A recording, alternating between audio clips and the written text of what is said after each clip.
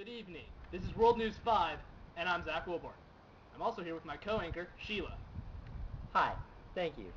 For tonight's news, the uncovering of the Watergate scandal, President Carter's administration, and Iranian conflicts. For more on the Watergate scandal, here's Kat. Now for more information about the Watergate scandal. On June 17, 1972, 5 men were caught breaking into the Democratic Party's headquarters. They were snooping through files and planting microphones. It was later found out that these men were part of CREEP, the Committee to Re-elect the President. Nixon was asked if he knew anything about CREEP, but he denied any knowledge of it. Senate investigated the Watergate scandal, and John Dean accused Nixon of a cover-up. Then everyone learned that Nixon had tape recordings of the Oval Office conversations, and when the tapes were looked for, Nixon refused to show them, which looked bad. Eventually, Nixon had to give up the tapes, and a cover-up was revealed. Also, there was the Saturday Night Massacre, when Nixon fired Watergate investigators and his Attorney General. That also looked very bad for Nixon. Nixon eventually resigned on August 8, 1974, because he was facing a near certain impeachment and a strong possibility of conviction from the Senate. This is little Jimmy. He enjoys such hobbies as picking flowers. He thinks girls are icky, and he also loves to watch TV on Saturdays. Jimmy is about to go help his country in Vietnam. You see, Jimmy got drafted. What? And now he's going off to fight in the dark, dense jungles of Vietnam. Who's talking? What's a draft? You're going to war, Jimmy. Well, I don't want to go to war. Well, too bad. Now, come on. Thank you, Kat, for that report. And now for more information on President Carter's administration, we now go to Jacob Zepeda. Thanks. I will be talking about Jimmy Carter. He was born on October 1st, 1924, and served as the 39th President of the United States from 1977 to 1981, and was also the recipient of the 2002 Nobel Peace Prize. Carter previously had served 2 terms as Georgia State Senator and 1 as Governor of Georgia from 1971 to 1975. And before that, he was a peanut farmer and a naval officer. As president, Carter created a 2 cabinet-level department.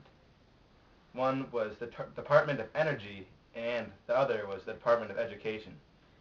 He also established a national energy policy that included conservation, price control, and new technology. And also, he returned the Panama Canal to Panama.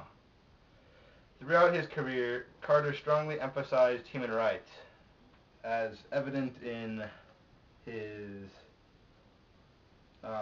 achievement in Egypt with the President of Egypt and the Prime Minister of Israel at a conference at Camp David, which was very successful.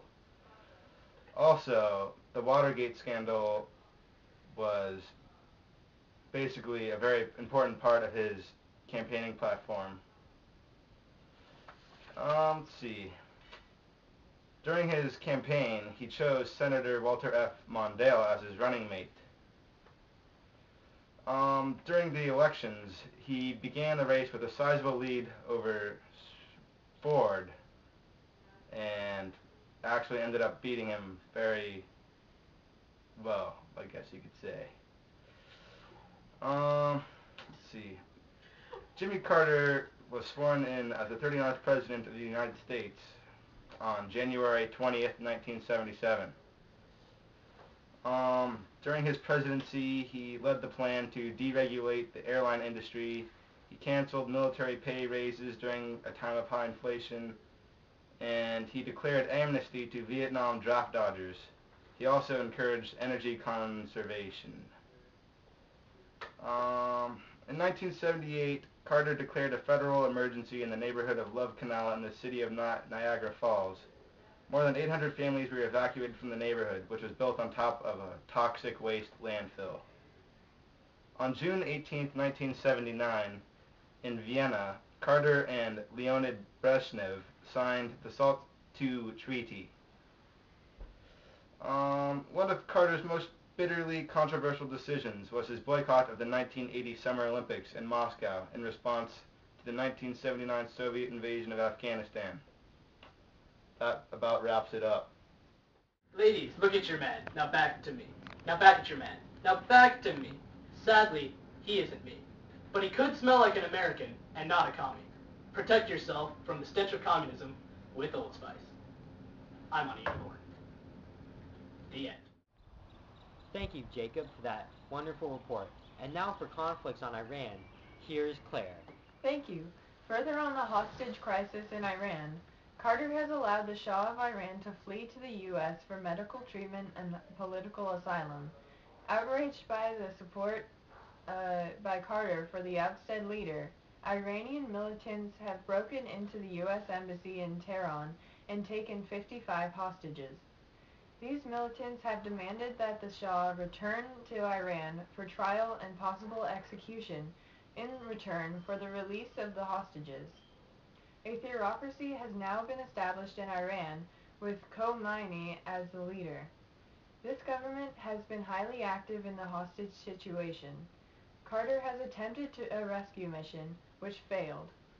Our confidence in Carter is slowly dwindling as the situation worsens.